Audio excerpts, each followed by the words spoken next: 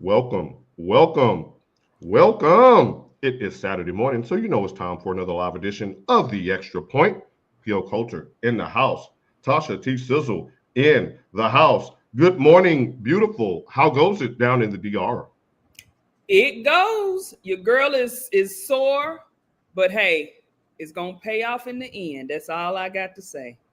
All right, so y'all stay tuned. Those of you who follow her on social media know that it's every season is vastly approaching. So make sure you holler at your girl. She will have plenty of content coming out in the coming weeks. We're in countdown to one of the most momentous occasions in her life, and I am looking forward to celebrating that with her. Looking forward to getting back in the grind with you as well. We were out last week, so there were a couple of things that went down that I haven't had a chance to talk to T Sizzle or you guys about that I have to get into right now. Tasha, let's start here. Now, unless you've been in a coma or locked up in jail until last night, you've already seen the viral video of LeBron James stepping to Stephen A. Smith while he was courtside of the Lakers Knicks game last Thursday. And Tasha, for someone who had so little to say the following morning on First Take, he sure has had a lot to say since then. Tasha, let's go in reverse order. Let's start here. How long is Stephen A. Smith going to milk this story? He's gonna milk it at least to the playoffs. If the Lakers advance far into the playoffs, it's going to go as long as LeBron is in the playoffs, I think. And but has he said anything? I saw Bronny hit a three last night. Right, and we're going to get into that angle. Good morning, Farrah. Farrah, as a matter of fact, Farrah, y'all stay tuned because following the show, I'm going to jump on with Farrah and talk some sports on our take, filling in for T Double, who is in How, Why, Yeah. It may be payback time because I kind of gave the lady some business on Tuesday. It was a fantastic episode. Make sure you go back. I'm going to eat you up. Make sure you go back and watch that show. Those ladies put in work on Tuesday. It was an awesome show. Great banter, great topics, great discussions. Proud of both of those ladies. Make sure y'all go back and check that out. Tasha, let's start here. So you told me off wax earlier this week that ESPN and NFL analyst Ryan Clark gave the best synopsis of this whole scenario. So Tasha, the floor is yours right now to kind of catch us all up on what he said, because many of us may not have seen that. I mean, Ryan Clark's, I guess, what do you say, summary of everything, he wasn't one-sided to me. I think he put everything together in one big bow of basically how all of us, I'm not going to say all of us, a lot of us were saying that, you know, Bronny didn't need to be drafted. Bronny could have used another year in college, which the majority of us do agree with that. But his point with Stephen A. is you came at that man as a father. Like his statement, even though he said, because I think Stephen A. was like, oh, how could you as a father allow this, you know, I don't think LeBron would intentionally put him in harm's way when it comes to things like that. I think what LeBron as a father was trying to do, yeah, I'm going to get you this position because I can. You finna roll with us. I'm going to let you learn on the job. Whether you win, whether you fail, this is how I'm going to do it. So I think that's one of the reasons why LeBron took it so personal. But Ryan Clark was saying from both sides, LeBron should not probably have not done that. Let your son get it out the mud. Because I'm pretty sure if Ryan Clark was a more powerful, more known like football entity, even though he was a hard hitter and he won Super Bowls, if he could pull Jordan in and make sure Jordan is going to get into the NFL, I'm pretty sure he would. His son Jordan transferred from Arizona State to Notre Dame. I'm pretty sure Ryan would use that pull. As with me, my daughter is, you guys know this, she is a freelance production assistant. If I was already working for a known sports entity, my child wouldn't be freelance. Now, she does enjoy the freelance because that allows her mobility to move around and do what she wants to do. Like now she's at the SEC tournament. But if I worked for SEC Network or something like that, my daughter would not be, you know what I'm saying? Right. So with Ryan saying that, I think people got offended because they really didn't sit there and listen to everything he said. Mm-hmm. And basically what he was saying was Stephen A had the right to say that, and LeBron also had the right to do what he did as a father. That's a great point that you make, because I think that in today's embrace debate culture that we live in, we're so dug in on one side or the other that we kind of lost the idea that two things can be true at the same time. And after watching that clip, I kind of thought about it, kind of replayed the whole incident in my head, and two things really can be true. Stephen A. Smith is a professional media entity. He talks about sports, and I think he mentioned earlier this week that he understands the business of television, which he absolutely does, and what moves the needle. And if you're LeBron James, I think that you were well within your right to use your power to get your son drafted, which you absolutely did. There's no running from that, LeBron. There's no hiding from that. You specifically opted out of your contract and made sure that Bronny was on the team before you extended. That's what you did. It was a power play. You did that for your son. We get that. However, he is a professional now, and as a professional, he's going to be subject to criticism. Even Dwayne Wade, who is a close friend of the James family, said that, hey, criticism is good for Bronny. You know, you build that callus up. You know, me and Tasha were just talking off wax before in the pre-roll that, hey, life be lifing. And if you don't have any kind of callus built on you before you get to the meat and potatoes ages of 30 to the time the Lord calls you home, and you're going to be in for a tough road, because life will treat you like roadkill. It will run you over, and then the rest of life will just look at you on the side of the road while they're going about their business. Like, that's just the world we live in. And I would be personally embarrassed. Yeah, I think I can use the word embarrassed, although that's a strong word. I would be embarrassed if my mom called my job and cussed out my boss. I would be embarrassed if that happened. But I mean, I am one who, if you guys know how I am, Sasha, even though, of course, I'm her mother, Sasha and I are kind of like sisters. Mm-hmm. But there has been several times I had to make a trip down to Starksville and straighten some MFers out. Like, I would drop them Fifth Ward bees on anybody that messes with mine, even at her big age of 30. Like, that's not a big age, Sasha, but go ahead, Tasha. So I get that. But it is a time like now, as she is 30, I have to fall back. I have to let her start getting things done on her own. Like, I can't fight every battle for her. I can't make her want it more than she wants it for herself. So as of now, like I'm any decision that my child makes from here on out is strictly her decision. Mm-hmm. But then again, Bronny is only 19, 20. Right. And if he was in college, we would not even be having this discussion. I think we still would be, because he's Bronny James. And if he's at USC and struggling again, or scoring less than 10 points a game, I think it would be fodder, not to this level, but I think people will still take the shot. But you know what? People would take more sympathy on him, given the fact that he did come back from almost basically dying. So I'm glad you brought that up, Tasha, because why is that never a part of the story now? Right. I mean, for that boy to go through what he went through and almost dying, I don't know if he said, hey, maybe my lifespan may not be long, so I'm going to go ahead and do. You don't know what anybody's thinking. I'm not saying that's what he was saying. Right. Maybe let me go ahead and go to the NBA. But I really, truly, in my heart of hearts, he would have been best served as still being in college this year.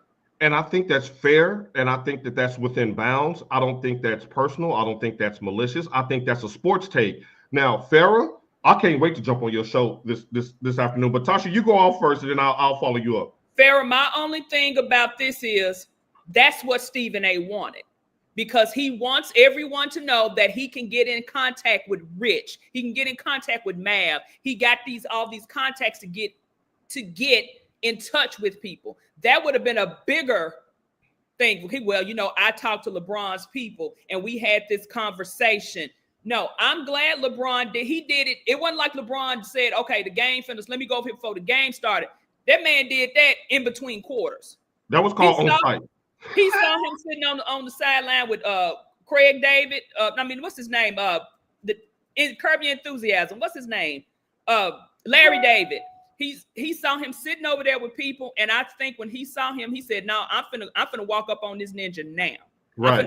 I'm finna let him know right now." I don't even think that was premeditated. Stephen A, or as I call him, Screaming A. A lot of people call him Screaming A. That's what he wanted. He wanted to be contacted privately, so he can let everybody know. Yeah, I'm in contact with these people. I can reach out to these people. Because how many times do Stephen A say, "Yeah, you know where I am. You can find me." Well, you were sitting right there, and he found you. Right, and you effed around and found out. And Tasha, I want to piggyback on that because it leads me into something that I want to say. And for those that are listening, they can't see the comment. Farrah says, Bron is a punk. He did it in an arena. He know how to reach Stephen A. That was a show like everything else LeBron does. She also says that Hamlin died on the field, but we don't keep talking about that. That's because he's not the king and he's not a pick-a-side player. LeBron is a pick-a-side player, which drives ratings. So that's just the nature of the beast of who he is and who his family is and the James name. But to piggyback on what Tasha said, and once again, she kind of psychopathically saw my notes here, which she does not have access to. There was the opening salvo the following morning on First Take told me everything that I needed to know about Stephen A and where he stands with this situation. And I can really mute everything else. And it goes to something that Tasha just alluded to. First of all, he was talking like this the next morning on First Take. He was talking like he was reading scripture in a cathedral. He was talking like, let us pray. Lord, hear our prayer. Y'all Catholics, y'all rock with me. You know, Lord, hear our prayer. You can hear bread hit the ground in a cathedral during a service. You just can. He had that tone. The very first thing that came out of Stephen A's mouth was, I had no intention on talking about this, but I woke up this morning to phone calls from ESPN execs, my agent, and friends telling me the video had gone viral. So now I must address this. Remember, there was no panelists on the screen. It was just Stephen A. in that pink seersucker suit looking like Nas back on the World Is Mine video. I'm just saying it was a pink suit. He was very docile, very humble, very quiet. He said, I don't have any smoke for LeBron. I understand that was LeBron the father, not LeBron the basketball player. I would never disrespect Bronny. All of this stuff. It tells you that had a fan not been sitting in the stands with a camera, he would have let this slide under the rug. He didn't want to be, he was embarrassed. Come on, y'all. He was embarrassed by waking up in the morning and you turn on your phone and you see a grown man cussing your ass out for the whole world to see, when you have always been about, like you said, I'm easy to find. I'm about that smoke. I'm about that action. Tasha, let me ask you this as we move this conversation forward. Do you think this will lead to more athletes following LeBron's footsteps in trying to check these media members? Or do you think this was more of a one-off? I mean, you have somebody like KD who don't bite his tongue. Never KD may not just go right at you in person, but in whatever interview is coming out, KD gonna say what he need to say. Right. He may tweet it from his account. He may tweet it from his burner account. But right. The word is gonna get out. Word is gonna get out. And Farrah, this was one of the ones that really irritated me watching him on the Gilbert Arenas show, which is an excellent podcast, by the way. He was like, man, I thought it was weak. And like every time he was on the but you wasn't saying that when you was talking like it. Like you, what would y'all be saying in man call? That was spot on. I'm glad my mom's not watching yet because she might have smoke for you. But that was spot on, Tasha. You wasn't saying all of that when you went on First Take that morning. Sure wasn't. But I didn't mean it to come off that way. But now and this is what another thing I told you when we had a off-wax discussion. I said the narrative falls suit into what Stephen A wants. Because you got, what's the guy over at Fox News talking about, oh, if you need someone to tag team in. Hannity. Hannity. If you want somebody to tag team in, I'm your guy. See, that's the main issue I have with that. Elaborate on that for the people who don't know who he is.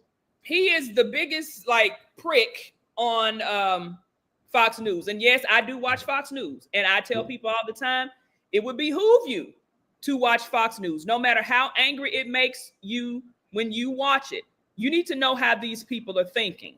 and what they're putting out there, so you know how to better govern yourself and how to make your next move.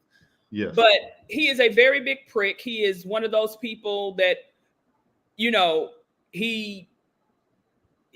steeped in racism. I'm just gonna say what it is. Yeah, and it's the fact that he was on the Joan Rivers show, the Ricky Lake show. He was on Pardon the Interruption. He was on Sesame Street. I saw him everywhere, and every time that they flashed the camera in front of him, the story, he got more and more bold and brazen with his critique of LeBron. Oh, he was weak. That was weak. No, he really just rolled up on you and cussed you out. Right. He cussed you out and sat you down. He cussed you out, and you said, "All right, well, and I get you not trying to mess up your bag. You couldn't be out there." Like I said, had it been me, hey, them Fifth Ward Bees, we saw Uncle Shay Shay in that same arena sitting courtside. He was ready to fight the whole Memphis Grizzlies. Uncle Shay Shay was like, "No, I'm finna drop these gloves. You finna get taped to face. my hands are taped up from the gloves, but he's about to get on to old T. Then we get mad at T Morant for defending his child. Right.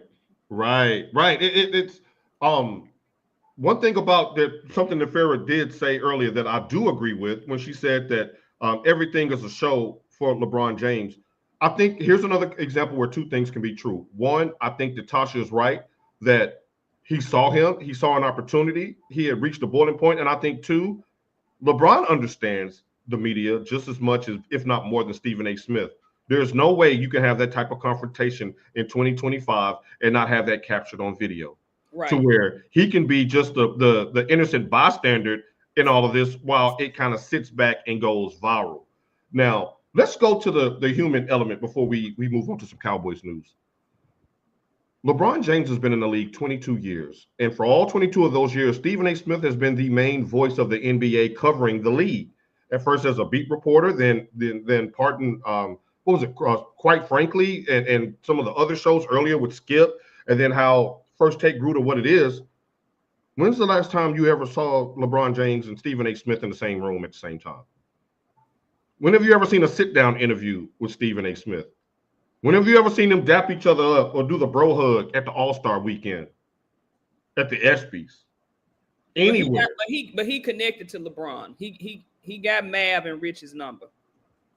LeBron he ain't been effing with you since day one. And I think that this was the case to where he hit everybody has a breaking point. On your job, as nice as you may be, as professional as you may be, or as a family member of sorts that's poking, jabbing, make a little slick remark at Thanksgiving, make another slick remark at Christmas. You catch word back that they've been kind of talking about your kids. Eventually you're going to snap and cuss their ass out.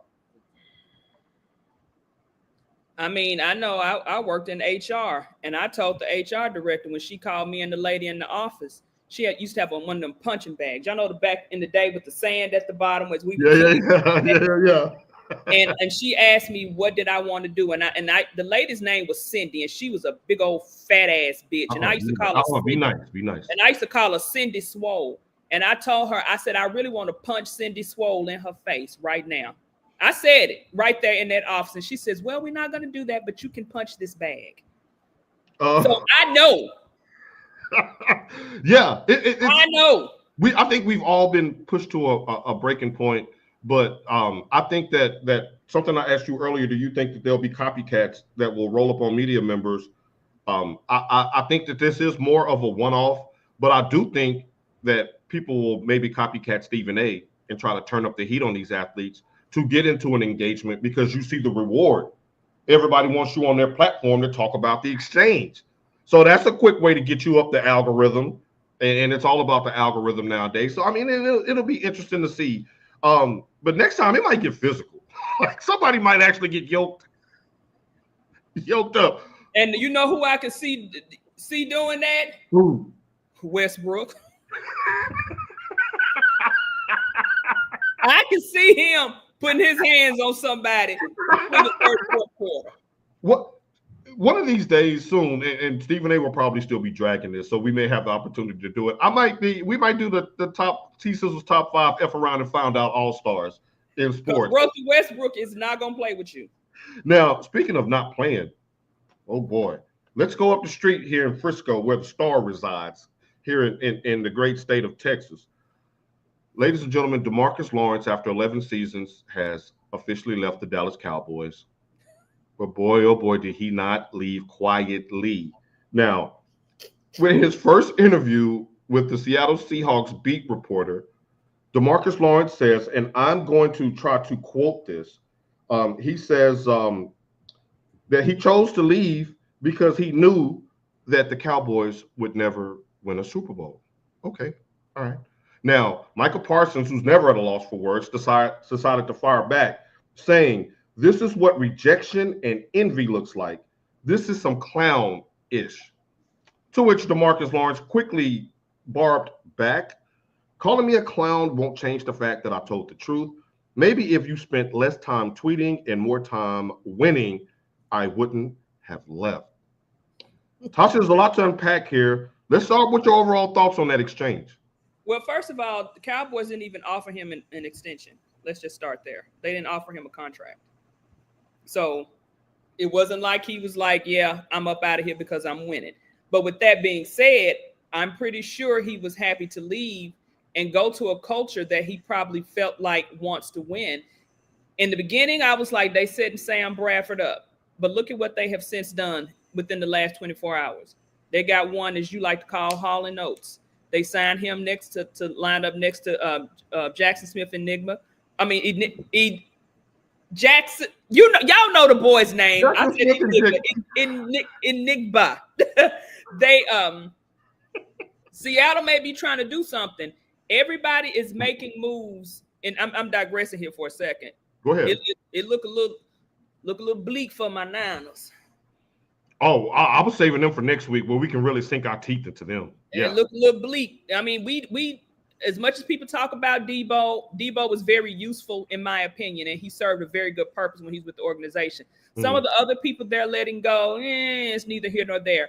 But all of these additions that they're doing up and down the West Coast ain't looking good for my Niners. But back to the D-Law and Micah thing. I do disagree with D-Law on the fact of him saying, if he would play or whatever. I've never not really seen a time when Micah Parsons did not ball. Right. Even when the defense gave up 9 million points to Green Bay in that game. Right. I mean, it's not like Micah had his best game, but Micah is one of the stalwarts on that defense. And people have been going back and forth about would you take Myles Garrett or Micah Parsons? And I'm inclined to believe I would take Micah Parsons. And we had that discussion too. And we'll talk about Myles Garrett here in the coming segment, but go ahead. Even though Myles Garrett is a beast, I think it's petty, but everything D-Law said was true.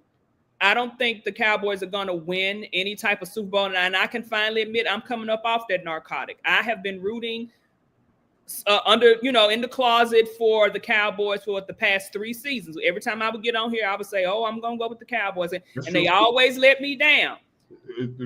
Present company included. Now, the NFC East ain't nothing to play with again. So it's looking just like it's looking bleak for my Niners. It's looking bleak for them Cowboys too. But D-Law, you ain't gonna really win no Super Bowl in Seattle, but I think Seattle would have a better chance than Dallas. I 1,000% disagree with that. I 1,000% disagree with the Seattle Seahawks having a better chance of winning a Super Bowl than America's team, the Dallas Cowboys. They lost DK Metcalf. They lost their quarterback, Geno Smith. They cut Tyler Lockett, who was a great locker room guy and at least serviceable, although his production did decline the last couple of years. Cooper Kupp is okay, but he was replaced by Devontae Adams in Los Angeles. And Devontae Adams hadn't been on your highest list. Because he's been with bum quarterbacks. If he would have been with if he would have been in Green Bay with Jordan Love. Yeah. And as a sidebar, congratulations to him for finally taking his career back into his own hands. He wasn't sitting around waiting to see where A-Rod landed. He went ahead and got him a damn job. Now, we have a mantra here at the Extra Point that when you're in the booth, you have to tell the truth. And for what I'm about to say next, I want you all to strip away the fact that you know me as a noted Cowboys fan. All right.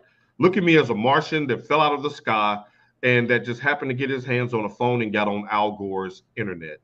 and looked at this objectively, because men lie, women lie, and numbers don't lie. Two things that DeMarcus Lawrence said that I want to parse out. First, talking about the tweeting and the winning. If you would have done less tweeting and more winning, then I wouldn't have left. Ladies and gentlemen, Micah Parsons was a freshman in high school when DeMarcus Lawrence was drafted by the Dallas Cowboys in 2014. Tasha, you've been watching the football as long as I have. How many NFC Championship games did the Cowboys go to from 2014 until Micah was drafted in 2021? 0? That's a no. No, you can go ahead and use the big O like Oregon does. That would be 0. D-Law, how much was you tweeting from 2014 to 2021? What? And Twitter was a thing then. Twitter was a thing then. Okay, second point. Speaking of 0, that's how many sacks you had while allowing 48 points to the Green Bay Packers in that January playoff game 2 years ago. 0 sacks. And let's stick with the sacks for just a second, Tasha. DeMarcus Lawrence hadn't had double-digit sacks since 2018, while his counterpart Michael Parsons is the 4th player in NFL history to have double-digit sacks in each of his first 4 seasons. So you're talking about winning and leaving and staying and tweeting and all of that.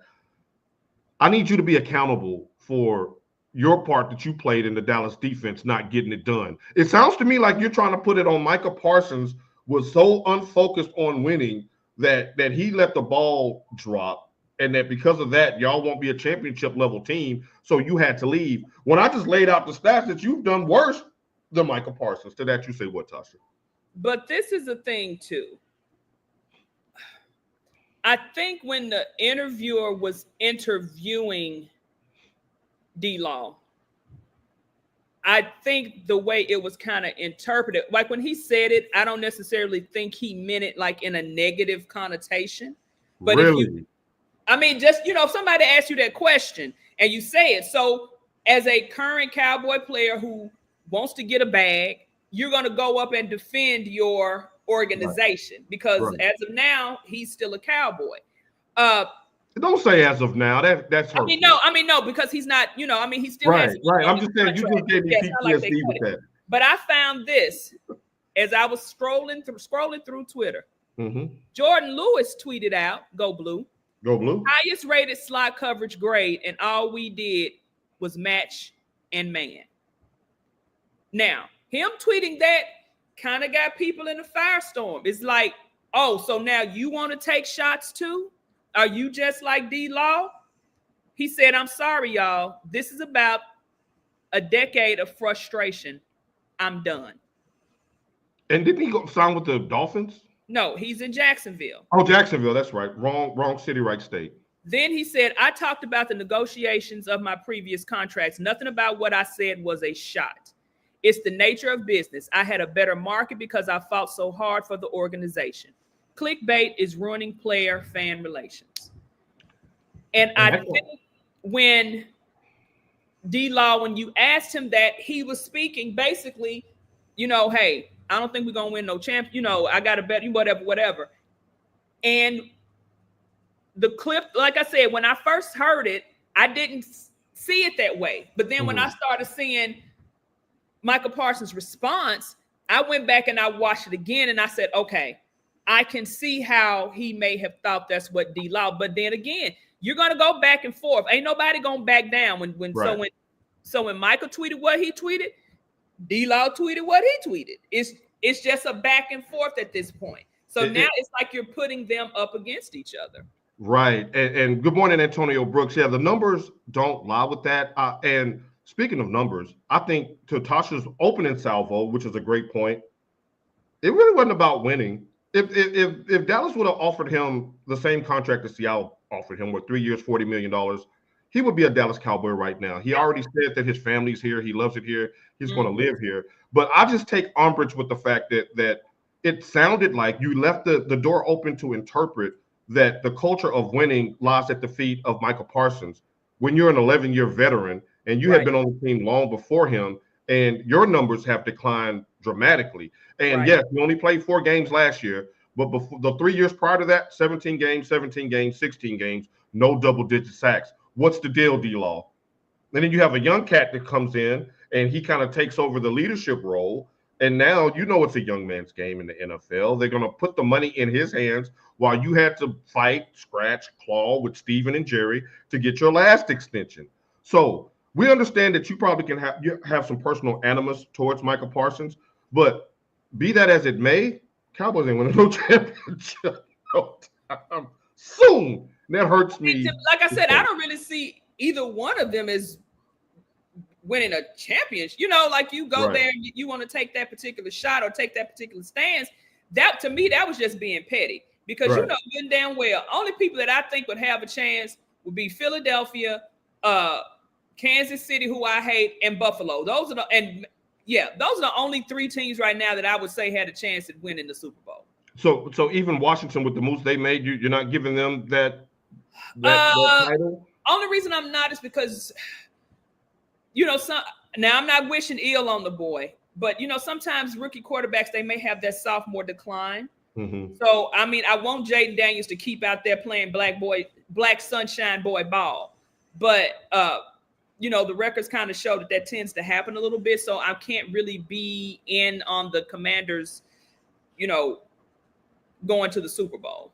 That's a great point because one thing that we know about the NFL is that those coordinators are brilliant and they will spend all offseason to pick apart the tape that you just put out the year before to have something ready for you in year two. But to Cliff Kingsbury's credit, let me say this first. Some people deserve to be coordinators. And that is, to me, that is his calling. Mm-hmm. His plan, his scheme that he had, it worked all season. Mm-hmm. So whatever changes that need to be made, you best believe he gonna make them. Yeah, to be able to self-scout in a sense, to be able to anticipate what defenses may change and get ahead of that. Coordinator, just not a good coach. Great point, because if Cliff Kingsbury is able to do that, then I think that increases Washington's chance of being able to be a player when it comes to championship aspirations. The Debo signing, y'all, I would put Debo on ice until January. Don't have him running punts and kickoffs back. Don't have him running halfback dives. Keep him in limited packages. Keep him healthy, because a healthy Debo as a Swiss Army knife in January could be the difference when you pair him with Terry McLaurin and Jaden Daniels and the plethora of running backs that they have and the scheme of Cliff Kingsbury. Very, very scary. Last thing on this, Micah used the words rejection and envy in his initial barb back at D-Law. Does this speak to the point that you said the Cowboys didn't offer him a contract? Is that what he means by rejection? Yeah. And envy because he won't be wearing that star on his helmet. Or envious that Micah Parsons has taken over as the lead dog. But Micah Parsons has been the league's lead dog since he's been there. Damn. As a rookie. What did I say a couple of shows ago? It's something about that number 11 from heaven that's coming up out of Penn State, that's coming out of Happy Valley. Everyone that has worn that number 11 has been a beast. And we got one coming up here in Abdul Carter who I hope continues the trend. Who I am just as willing to take on as a number one overall pick as either one of the quarterbacks after watching his tape and being talked off the ledge by Tasha T. Sizzle. Good job by you. Now, Tasha, your Pittsburgh Steelers. Coach keep a job in the ABOB All-Stars. They've had quite an interesting, busy offseason as they try to end a 9-year playoff drought of not winning a playoff game. Now, some of the notable transactions. So they basically moved on from Justin Fields. Not basically, they did, because he's with the Jets now. They're basically moving on from Russell Wilson, who is right now, he's taking visits with the Giants and with the Browns this weekend. They let go of their starting left tackle in Dan Moore Jr. Najee Harris is no longer there as the lead running back. But they did bring in cornerback Darius Slay and wide receiver DK Metcalf. Tasha, how do you grade their offseason so far as they head into the draft next month?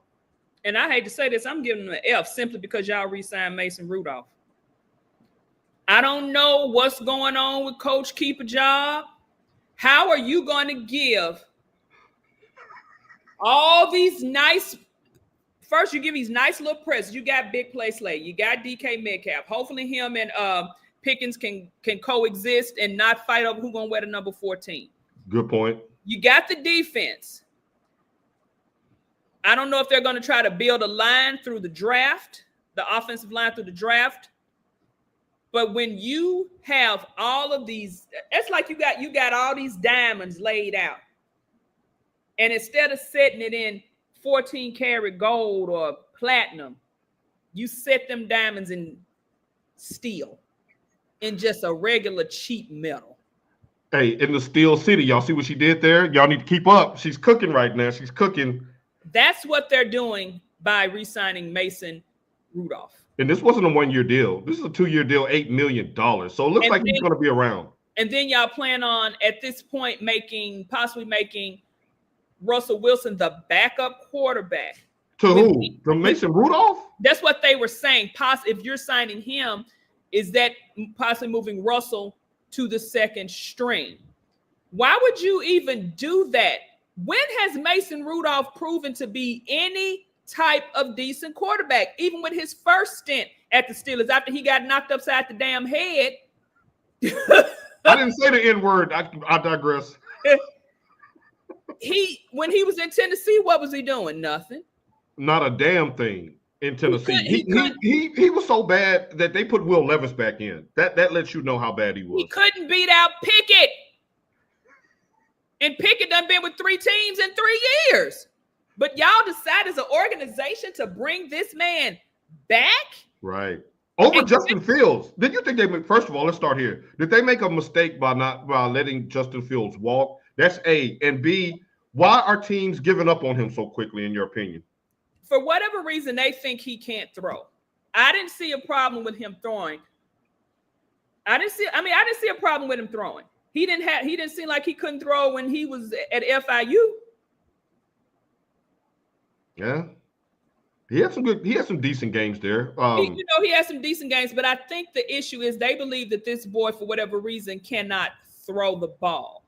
But I would trust him more than Mason Rudolph. Oh, without a doubt. That's laughable at this point. And when you look at the investment that the Jets made with Fields, that contract wasn't so cumbersome that the Steelers couldn't have matched that, you would think. It's not a $50 million deal. But they couldn't guarantee the boy, from what I've been reading into this and everything that I've been reading and listening to, they couldn't guarantee that he was going to be the starter. Right. Russell flamed out at the end of last year.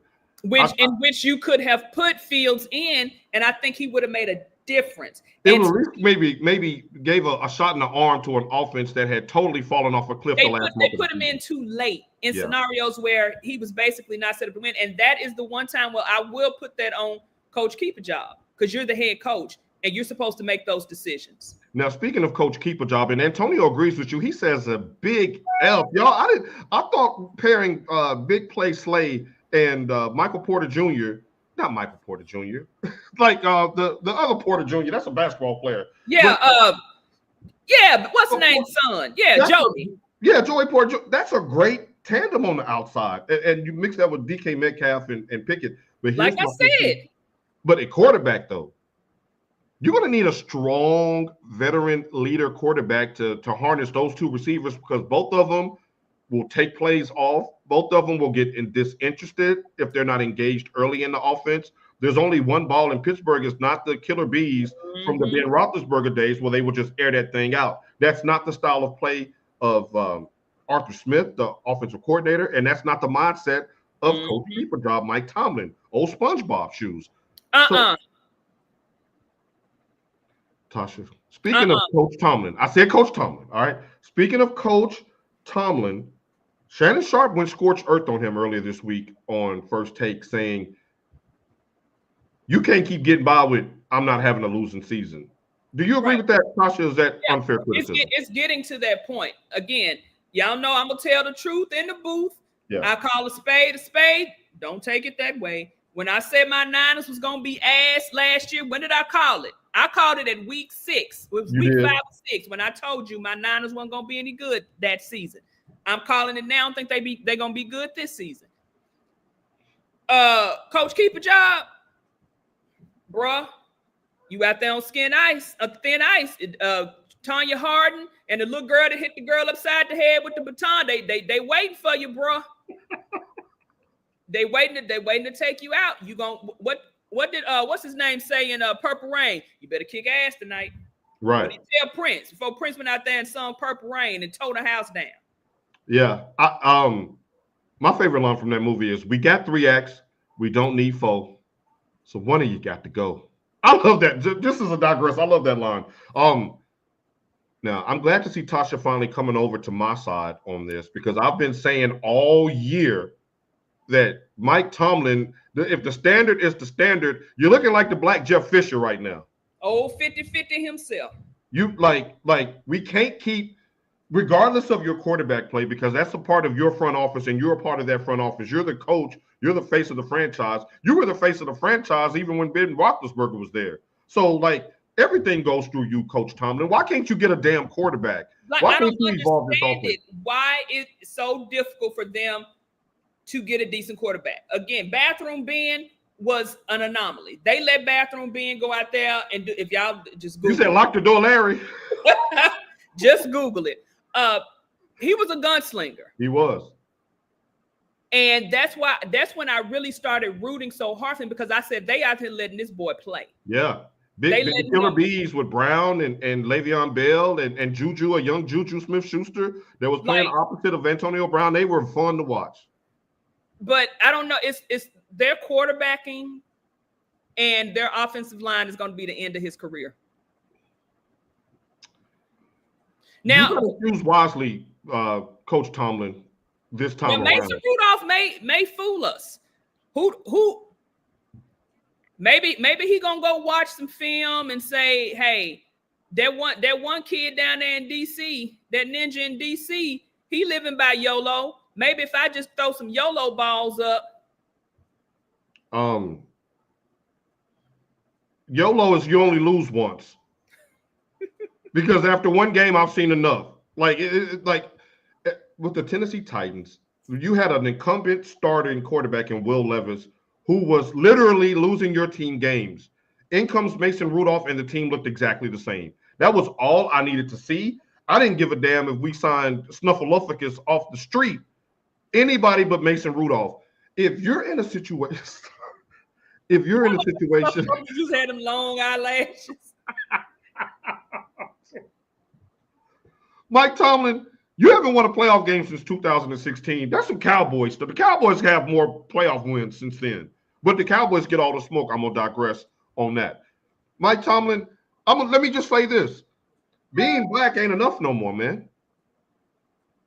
Just being a black coach, like we get it. We're going to rock with you, A, B, O, B, all of that. Some of that is said tongue-in-cheek. Some of that we're dead serious when we say that. But being black that's not enough for me as a Steelers fan. For goodness sakes. And let me ask you this, Tasha, speaking of that. Does the fact that he knows the Rooney family is slow on the trigger with their hirings and firings take some of the edge off of him and how he goes about his business? I don't even think it's that. I really believe it kind of makes me believe maybe the Rooneys are not giving him veto power when it comes. Something is going on up there, because a coach who is that abreast to what is going on and it is that talented and knows how to pick talent and coach talent, there's no way in hell he making a decision by himself. I mean, it's almost like, damn, I don't want to get him. Like, is that what's going on too? Like, I think they give him enough control that he can say, I don't want him. But my thing is, why are you saying I want him? Right. When Mike Tomlin, if you took away if you just put their stats up next to each other, Mike Tomlin is Mike McCarthy. Won Super Bowl championship eons ago, where Gen Z probably don't even remember that last Super Bowl title. You went to another Super Bowl and lost. You've had playoff success. You've had regular season success. You've had some decent teams. You've had some teams that put up great numbers on both sides of the ball, offense and defense. But you're Mike McCarthy, and no one has an issue with Mike McCarthy getting the axe in Dallas. Mm-hmm. But for some reason, we have this thing for him. Now, I'm not calling for the man to be fired. I'm not. I'm not calling for him to be fired. As a division rival in the Oilers/Titans, I ain't rooting for him to go to no damn Super Bowl either. But that's just the Titans for me. Damn it, we got black players on the Titans too. So like that ain't enough for me to want him to do better than my damn team. I'm just saying, Tasha. What's the expectation this year? Like, where would the Steelers have to fall for them to do the unthinkable and get rid of Tomlin? I mean, if they don't have a playoff victory, I think it may be lights out. It's beyond playoffs or bust. It's beyond just getting to the playoffs. I need you to do something. Yeah.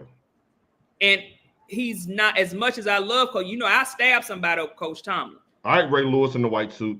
I put that suit in a box and send it right to you and tell you to bury it in your front yard. It's in the same vat as the knife on Rockingham. Go ahead. It's right there next to Jimmy Hoffa's bones. You said it's Kenny Loafers. But they're gonna have to win some sort of playoff game.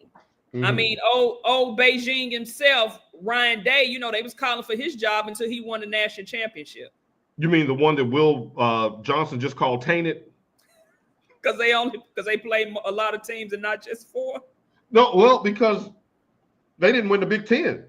How the hell are you national championship and you can't get out of the Big Ten alive? Y'all finished 4th in the Big Ten. Thanks to Michigan. Just like we getting ready to see in this field of 77 now, which used to be the field of 64. You got these people that play in, and it's called Cinderella. Yeah. And one more thing before I don't know where we're going after this. I found this too. How many quarterbacks has Garrett Wilson had since he's been drafted? Garrett Wilson of the Jets. Mm-hmm. You got me stumped there. He's had 10. Man, he hasn't been in the league long enough to have 10 quarterbacks.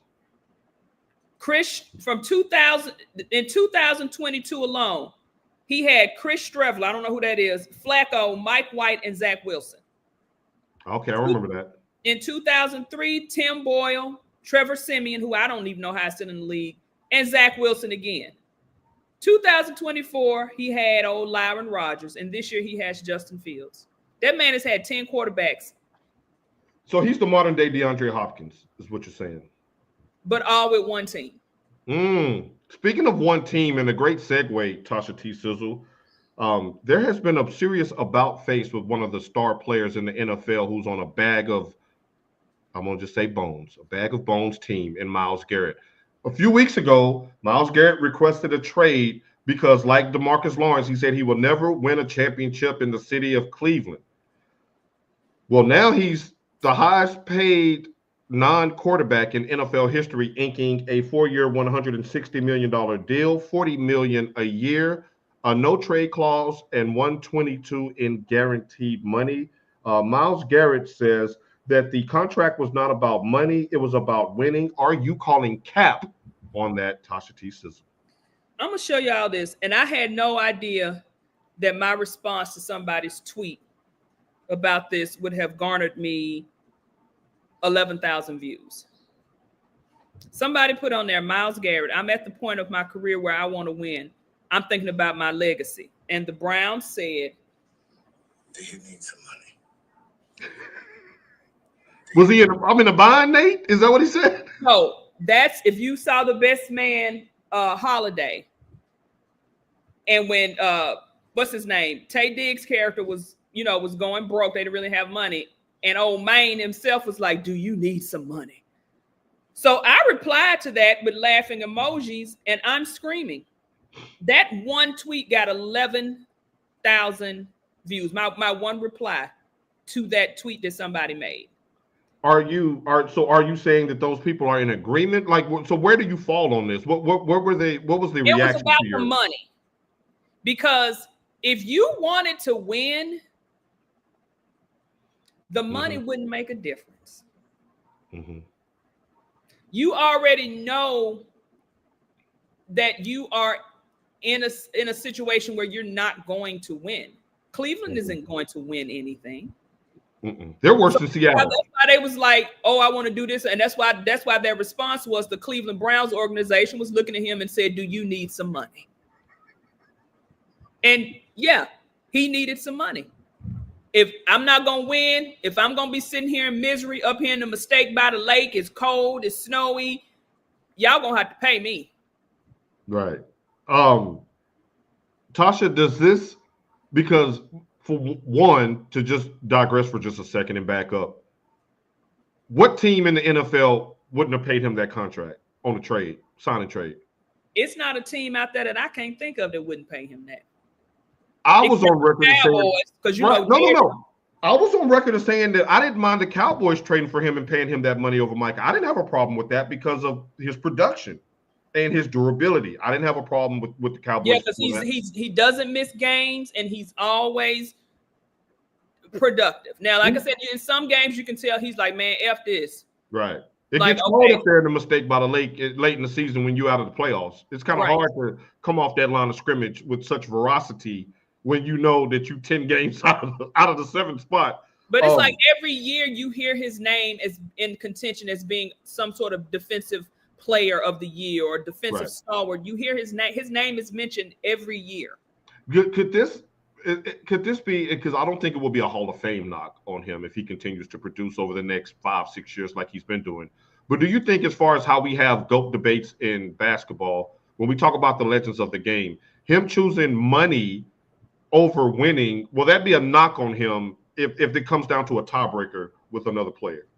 No, because in the Hall of Fame you're not in there because you win championships. You went in there because of your production on the field. I got to push back on that one. I'm gonna have to say you right now. Like, okay, here's my perfect comp to Myles Garrett. Check your inbox, Tasha. Here's my perfect comp. It's Carmelo Anthony. Stephen A. Smith has reported on several occasions that when LeBron James decided to leave Cleveland and go to South Beach to form the Big Three in Miami, it was supposed to be him, Dwayne Wade, and Carmelo Anthony instead of Chris Bosh. But Carmelo Anthony didn't want to do the whole short deal, take a little less money so we can all fit under the cap deal. He wanted to get his full extension with the Denver Nuggets. So he opted out of that. And what happened to him since? Miami went to 4 straight finals.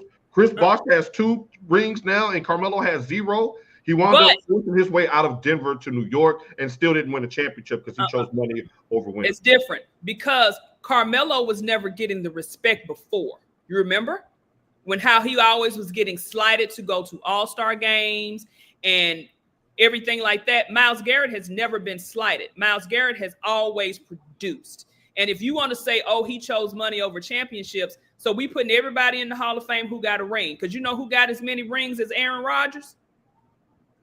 Kenny Pickett. He's a backup though, Tasha. He didn't play. Him and Aaron Rodgers have the same amount of Super Bowl victories. And if I'm not mistaken, towards the end of the game, didn't Kenny Pickett get in there and did some slow minutes? The victory formation. You can't go by what somebody did. If you look at Hall of Fame, there's several players in the Hall of Fame that don't have rings. They're in the Hall of Fame because they are the top at this. Getting $40 million a year definitely won the direct deposit championship, and that's the Carmelo Anthony Lifetime Achievement Award. That you have money beyond your wildest What you doing next week, Jarrell? You hopping on next week, Jarrell? Right. There's an open chair for you, Jarrell. You're always welcome. I can't say that he is the equivalent of Carmelo Anthony, or the fact that he chose money over going to a winning championship. He really didn't have much of a choice in how the people that own the Pilot gas stations, those idiots, weren't going to let him go anyway. They wouldn't even take a meeting with him. I knew then he wasn't going nowhere. But you requested a trade and had this big long 4-page letter like Aaliyah saying how you wanted to win and you wanted to Right. win now. They But are not in a position but to win money now. speaks volumes when it comes to mess like that, and you know that. But that doesn't, in my opinion, put a dent or dampen his Hall of Fame candidacy because he No, I'm chose not. one. No. Let me clarify. And before I clarify, y'all look. We got it. We put you on blast right now. Next week, Jarrell Glenn, Soul on Sports from Against the Grain podcast, is going to join us next week right here on the hot seat. And Jarrell, I've been watching your LeBron and Bronny takes. Bring your boxing gloves. Bring your boxing gloves because I've been loving the conversations y'all been having on ATSG. So I look forward to having you on here. Make sure y'all tune in for that. That is going to be fun for sure. No, Myles Garrett is a Hall of Fame player, just like Carmelo But you Anthony. just said it makes it his Hall of Fame. That's what No, you I said. said as far as GOAT debates. Like I said that he's a Hall of Fame player. Oh, I Like thought when you we're were talking saying, about the greatest to ever do it, like when we start having parsing top but rankings, he's not the greatest defensive end anyway. Ever. he can be. He can be. He put together a couple of 20 sack seasons in the next 5 years, and he can make a claim. Defensive Player of the Year. He can. I'm sorry, I went on this whole tandem. I'm sorry, I misunderstood your statement. I'm sorry. No. A woman apologized to me today. Y'all, my day is made. Like I ain't gotta watch no Michigan tournament game today. I don't have to do nothing. I ain't gonna bathe. Well, I took a shower before. No, I'm gonna need you. Now I'm gonna need you freshen up that ball area, the ball side. Right in Texas, that area there, it goes south quick as we digress. Farrah says, "Hey, pop in on us, Terrell. Paul, send the link. I got you. Hey, make it a family affair." But I think he has a show at 12:30, so let's check his time. We want to make sure that he's able to do his main thing and keep his main thing the main thing. So I will send that over to Jarrell. Tasha, you can send that to him while we talk. All right. So,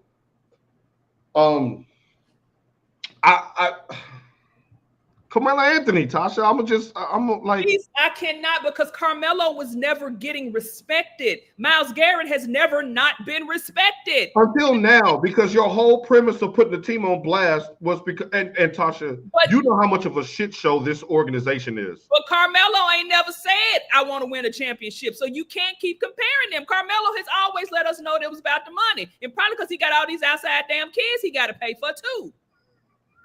I said it. Looking like a cougar. A surgically enhanced cougar. And they did very good job. No. Whoever did, baby. We get by with a little help from our friends. It's shaped like a box Chevy, but baby girl is out there doing it now. And to digress, since you said doing it now, Gina Torres. Gina.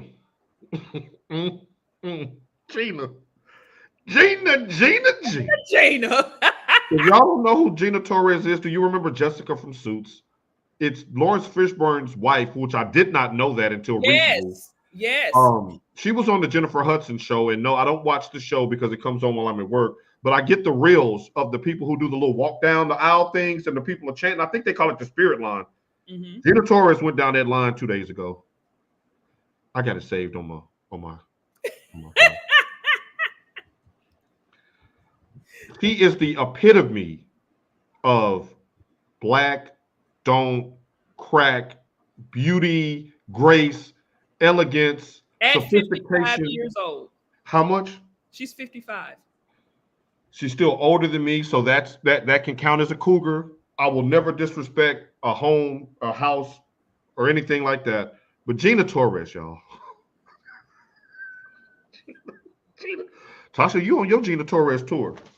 You got a few more years, but we know you ain't gonna be off par. You'll be going on that spirit line like. I'm trying. I'm trying. Y'all see, I told when our lovely friend and sister Martrice made these shirts, I told her to give me a men's large. Y'all see, this shirt is really like swallowing me now. Can you stand up real quick and let us see the It ain't time yet for the big reveal. Y'all gonna see. Okay, Aries season. All right, so let's give some shout outs. Tasha, who you shouting out this week? You go first because I had a shout out and it just slipped my mind. Go ahead. I was looking at something and it made me. Wait a minute. She can't get it 4 times on Sunday, Paul, can she?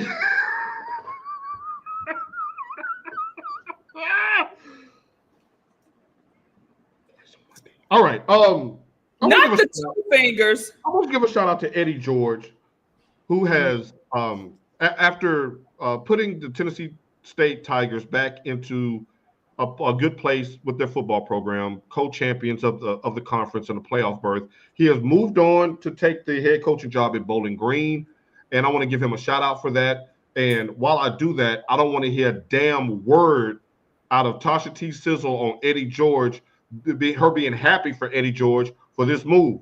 I don't want to hear it. I do not want to hear it. Why wouldn't you be TSU proud about the fold as a university? They trying to say TSU owe them over $1 million now. I don't blame that man. TSU was in a bind, Nate. TSU was in a bind. But you went, good morning, Michael Harris. You went on a tangent about Deion Sanders leaving the HBCU when he took the Colorado job.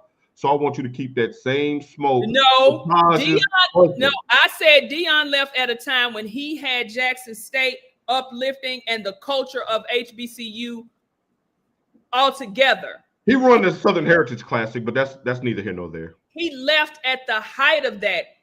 Eddie George, he's not making the same kind of buzz. You know, they were calling for Eddie George to be fired 2 seasons ago.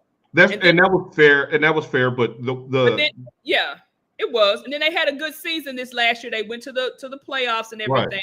And they had a good season. Like if Michael Vick decides to leave, where's Michael Vick at Norfolk State? If Michael Vick, gets successful and he decides to leave, I'm not going to be mad at Michael Vick too, because they didn't come in with the same bravado as Coach Prime. Now, I'm not mad at Coach Prime for taking his opportunity.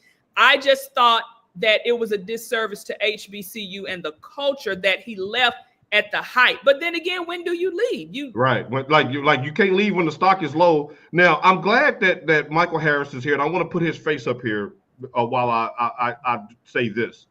And shouts out to his cousin Coop, our brother Coop. Sorry for that loss last night, but y'all really shouldn't have beat the team y'all won 2 nights ago. That was kind of crazy how y'all blew that lead. I digress. Michael, I want you front and center because you and your lovely wife, Tracy, are exempt from this. So I want to make sure that we know that I'm not talking about him and his wife and his family per se. But Nashville, y'all did Eddie dirty. Y'all wouldn't even put 5 people in them damn stands when they were winning. Nope. They never do. When they were winning, I would watch every game on ESPN Plus. Like Eddie could have thrown a rock and just hit somebody in the stands without even trying. When I tell you seas of empty seats and the team was winning, Tasha just told you they made the playoffs. They were champions. Y'all didn't support this man. Y'all didn't like at all. They said that there were more people outside tailgating during the homecoming. But it always is, and that's a problem that I have with TSU as a football. Oh my God, Jarrell, let's get this straight right now. I would definitely. Do you hear me? Taste some of that nectar. I'm gonna have to see what old Larry Fishburne's hands do when it comes between her and Sanaa Lathan. Yes, that's another one. Oh my God. And Regina Hall. Oh my God. Regina Hall as well. Like that whole era. But Gina Torres, the fact that Tasha told me you're 55. If you listening, I'm not co-signing on this, Miss Glenn. Miss Glenn is my new friend.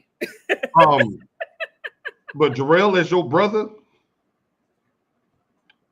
I got a hideout right here in Plano, Texas. Throw them sheets in the washing machine on your way out.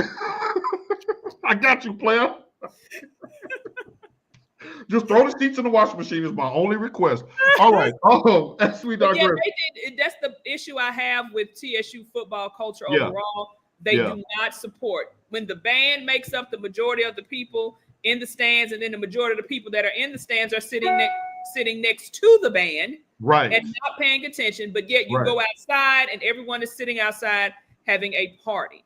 Right. And you spent more on liquor than you would on a football ticket. Right. Eddie George deserves better than that. About a ticket, but y'all go to the Titans. Y'all don't sit in the parking lot at the Titans and tailgate the whole game. But and they have dog water. But everybody's so glad they went to TSU. So glad. Singing glory, hallelujah. And there wasn't no shout out to the ABOB. Sorry, Paul. Damn. All right. I also want to give a I shout. think I was going to say, to the young guy who lost his life down there at Southern, who was in the band. Again, not a part of the Divine Nine. We have friends and family members who are Divine Nine, so you can't talk bad about Divine Nine off of one organization. Yeah, you can, because this has been going on for decades. But go ahead. I mean, we know this, but to everybody, I've read comments on different platforms, and people are saying all Divine Nine need to stop for the next 5 years. You can't do that, because if you go back to the history of why the Divine Nine was set up, it was to benefit us as a people. So do we have to kill each other to cross over though now? Well, no, you don't. But it is what it is. So just let's send some. It is what it is to a young death of a college student, Tasha. No, I mean, when it comes to the rituals, or I don't know, I'm not Divine Nine. When it comes to the rituals or whatever they have, not with the young guy, the Caleb losing his life. That's not what I'm saying. That too. No, and I'm being facetious there. So let's just send some prayers up to him and his family. And like I say, definitely. Even our good sister Ingrid, we had a discussion about it and how we said it was awful. And to the main guy who did it, you just graduated, and dude, your life is over. So what I say is it not just with them, but anything in general, is it worth it? And I don't want to let this comment go unspoken. Farrah says, I am Divine Nine. I am sorry that happened. It's because of ignorant people, not the letters. And we want to make sure that we don't put the smoke on the letters. But Tasha, we went to HBCU. We understand that culture. And remember, the Kappas was beating people with them canes. Jody Coleman, good morning. Oh, yes, that's what I meant. Shouts out to Jody. Paul, I got a bone to pick with you because I did call you out on his show. Guys, I guessed, had a little guest spot on Against the Grain again last week. Jody said drop your link in the comments so we can cross-pollinate. Jody said he left a comment and you didn't pull it up. When? Okay, I'm sorry. I was in Sulphur Springs, Texas last weekend, y'all. 2 weeks ago when we had our show, and he said, "Oh, I left a comment and y'all didn't even pull it up." You see my hands, Jody. All right, Against the Grain Sports is where it's at. Hey, Jody Coleman gets deep in the weeds. The man talks basketball, football, everything. Go where you want to go. The guy with the gavel, I'm sorry, his name escapes me. Soul on Sports, these guys bring it to you 7 days a week. Hey, they open like legs after the prom. Like they Stop talking to me. Stop talking to me. Yes, that is a great show. I'm looking forward to hearing their thoughts on the March Madness deal, because you see my Michigan Wolverines. We'll be playing today on CBS 2:30. Maryland got that smoke. Maryland got that smoke. Maryland got that smoke. So good morning to you, and we will be tuning in this afternoon. Tasha, I got one more shout out that I want to give. And I do too, and then you can go ahead. Gotcha. I want to give a shout out to the parents of the young girl, high school girl in Virginia, who popped that girl upside the head with the baton. I want to give a shout out to the city of Norfolk, Virginia, because y'all standing 20 toes down.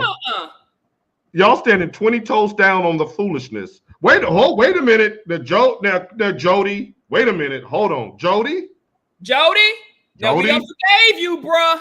Jody? You up in the mistake by the lake. We don't want to hear nothing from you. Jody, I saw the Cleveland gear, the Ohio gear in your setup, and I've always been respectful. I haven't dropped a Go Blue in the comments, but we in that tourney. We're going to need you to put some respect lock in. Jody, I digress, but I want to give that community a shout. Lord Jesus, I know he didn't just say Ohio State for life, Paul. That's okay. Next time he dropped the link and I go on the show, I'm gonna get his ass. I'm gonna need you to show up in onesie. The Michigan onesie right there. But hey, that community is standing behind that girl, even though she's telling a bold-faced lie. Even though she lied, I need friends like that. They set her up for the damn okie doke because that girl hit the shit out that girl. What did I say? What did Juvenile say when I bust your head with that lead pipe? That's what she did in Down Bottom. Y'all go Google Down Bottom by Dragon with the Rough Riders, and that's the line that Juvenile said. We all need friends and family like that. You see me standing over the body with the knife, and you rallying behind the brother. That's the people I need. So I'm going to give a shout out to her support system, who are standing in the face of video evidence that shows the young girl pop the lady upside the head with the baton. I've never seen that before, Jody. I don't know if you talked about it on Against the Grain, Jody, but if you have, I need to go back and find that episode because I would be dying to hear your thoughts on that. Okay, yeah, Glenn Rice. Yeah, Okay, we can do that. Good morning, Gray. Shouts out to YouTube. Make sure you follow us on YouTube as well. Tasha, who you shouting out so we can get on the fair? I got too much. Y'all see? Okay, y'all know I'm real trifling because my curtain is still raggedy. Anyway, but shouts out to Canada's new Prime Minister, one Mr. Mark J. Carney. He got installed on yesterday, and he has a cabinet and everything. We're going to continue to make Canada a great country. Shouts out to my roots, my Canadian family, and that's it. Shouts out to Canadian Bacon. All right, ladies and gentlemen, I want to give a shout out to our podcast family as it continues to grow. Jody Coleman, let me scroll back up and find this so y'all can follow him on Facebook. It's Against the Grain Sports. Just type that into the search engine. Click that follow. Jody Coleman, you see the name, click that follow. He has good content outside of sports on his Facebook page. Make sure you follow. Jarrell, you won record is saying that you're going to come on and spit some hot fire like Dallon. So we're going to have to do that. Yes, we love Canadian bacon. Thank you, Dre Day. Oh, no, we back. We back. This right here is the walk-off. We back. Right? First of all, real fathers, real men. Jody would walk up on Stephen A and cuss him out too for that go blue right there. The undefeated one, Jody, not the 2-loss one, the undefeated Big Ten champion one. Right. Yeah. We rock with the Colemans. We rock with the Glens. And Canadian Bacon is just handing. Yo, we gotta get out of here. Hey, make sure you catch us on Farrah's show. Farrah, I'm gonna try to come on, Farrah, but I'm gonna be a little late because your nephew got a bath this morning. He's mad. I gotta cut his nails. Hey, we don't mind you being late as long as it's not your period. We'll see y'all next week. Yes, you did. Yes. Go back and rewind. We did that at the top of the show. It's the very first thing, Dre Day. We'll see y'all. Peace.